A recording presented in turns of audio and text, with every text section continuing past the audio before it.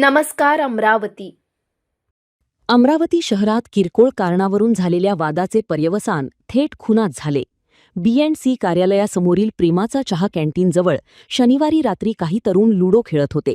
खेळ जिंकल्यानंतर जल्लोष करत आरडाओरडा केल्याने खाली बसलेल्या काही जणांनी त्यांना हटकले. यावरून दोन्ही गटांमध्ये वाद झाला.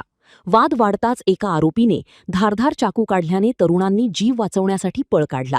मात्र विद्याभारती महाविद्यालयाच्या मार्गावर आरोपींनी 28 वर्षीय पाकिजा कॉलनीत राहणारा जायद हुसेन खान याला गाठून त्याच्यावर सपासप चाकूने वार केले. गंभीर जखमी झालेल्या जाहिदला मित्रांनी खासगी रुग्णालयात दाखल केले. मात्र डॉक्टरांनी त्याला मृत घोषित केले. घटनेची माहिती मिळताच गाडगेनगर पोलीस, गुन्हे शाखेचे पथक आणि DCP श्याम घुगे घटनास्थळी दाखल झाले. गुन्हे शाखेने अवघ्या काही तासांत चिलमछावणी राहणारा शेख समीर शेख जुमन आणि राहुलनगर राहणारा शेख अमीन शेख जब्बार यांना ताब्यात घेतले. तर मूळ यवतमाळ राहणारा मुख्य आरोपी शेख इम्रान शेख मेहमूद उर्फ गोलू कुरेशी याचा चारचाकी वाहनातून पळून जात असताना पोलिसांनी फिल्मी स्टाईलने पाठलाग केला. त्याला यवतमाळ टी पॉईंटवर पाठलाग करून अटक करण्यात आली. मुख्य आरोपी अट्टल गुन्हेगार असल्याची माहिती पोलिसांनी दिली असून तिन्ही आरोपींना न्यायालयाने 7 जुलैपर्यंत पोलीस कोठडी सुनावली आहे.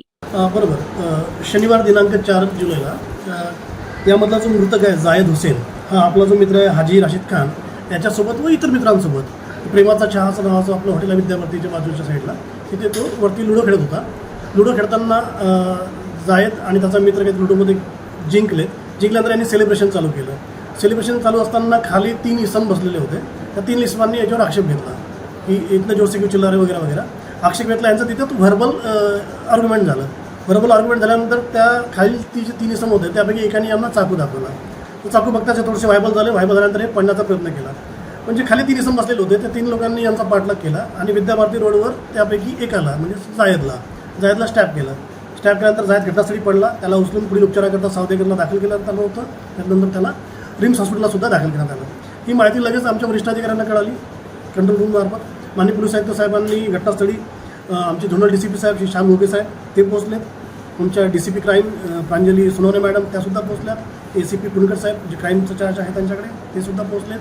आमचे ACP ब्राह्मणे साहेब आणि आमचं पथक गुन्हे शाखेचे दोन्ही टीम श्री धातोंडे साहेबांचं एक पथक आणि माझं एक पथक आम्ही घटनास्थळी पोहोचलो. घटनास्थळाच्या आजूबाजूच्या लोकांच्या आम्ही स्टेटमेंट्स वगैरे घेतले आणि सोबत CCTVचं एक अवलोकन केलं. त्याच्यानंतर आम्हाला मृतकाला ज्या लोकांनी मारलं त्यांची ओळख पडल्यानंतर लगेच आमच्या टीम पाडल्यानंतर 2 लोक आम्ही लागलीच ताब्यात घेतले होते. त्यापैकी एक आरोपी होता इम्रान कुरेशी. हा रेकॉर्डवरचा आरोपी आहे. हा आरोपी कुठेतरी शहर सोडून पडण्याच्या मनस्थितीत होता, फिराकमध्ये होता. त्यांनी आपली जी चारचाकी वाहन इनोवा ती घेतलं आणि शहरातून तो स्पीडमध्ये निघाला होता.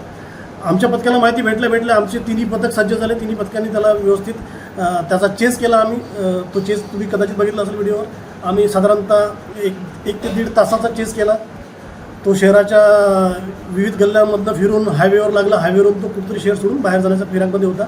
आम्ही त्याला यवतमाळ टी पॉईंटला त्याची गाडीला आडवी करून आम्ही त्याला ताब्यात घेतलं की त्याच्याकडे आम्हाला त्यांनी जे गुन्ह्यामध्ये शस्त्र वापरलं होतं शस्त्रसुद्धा आम्ही त्याच्याकडे हस्तगत केलं. आणि त्यांनी तपासादरम्यान आम्हाला त्याला खुलासा पण झाला त्याच्याकडनं की हा यवतमाळ जिल्ह्यामध्ये 2018मध्ये एका खुनाच्या गुन्ह्यामध्ये अटक होता आणि त्याला शिक्षासुद्धा लागली होती जन्मठेपेची. या शिक्षेतून तो नुकताच नोव्हेंबर महिन्यात सुटला होता आणि त्याचे आई वडील आणि भाऊ इथलेच कुठेतरी यास्मिन नगरमध्ये राहत होते आणि हा सेंटरिंगचा व्यवसाय करत होता. म्हणजे हा गुन्हेगारी पार्श्वभूमी जात होता आणि या गुन्हेगारी पार्श्वभूमीतच हा गुन्हा त्यांनी तात्कालिक कारणावरून केलेला आहे. त्याला लागलीच अटक केली. पोलिसांनी मान्य न्यायालयासमोर सुद्धा हजर केलेलं आहे. आता पुढील तपास सुरू आहे. त्याचा उद्यापर्यंतचा PCR सुद्धा पोलिसांना मिळालेला आहे.